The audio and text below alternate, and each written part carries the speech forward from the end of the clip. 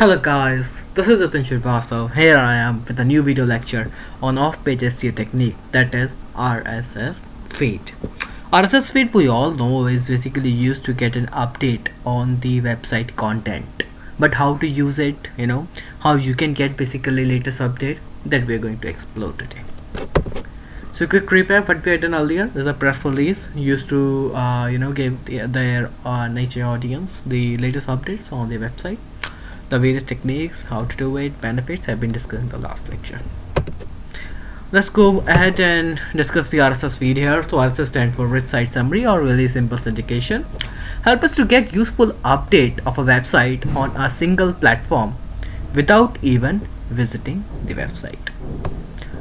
So you do not have to visit the website in order to check for the latest happening on that website. Instead of this, using RSS feed, you get a quick summary of what they have basically published. If you're interested, click on the link and go through the entire article. It makes easy to track new updates. Okay, what generally happens on a news website, particularly, they used to update the news very fast that sometimes we skip any important news. In that case, RSS feed comes handy. They will list them all the news and will give you a short summary regarding the same as well. Benefit is full control. You are the full controller there. No email subscription is involved, no spam, no malware or spy attack. Key discussion here with the types. So there are different types of RSS reader. Web-based feed reader. Web-based is basically that would be online, like Feedly. Then the desktop-based means downloading their app, installing it on your desktop. Browser built-in, for example, Mozilla Firefox and Opera has the feature that they can get the live bookmarks directly on your browser.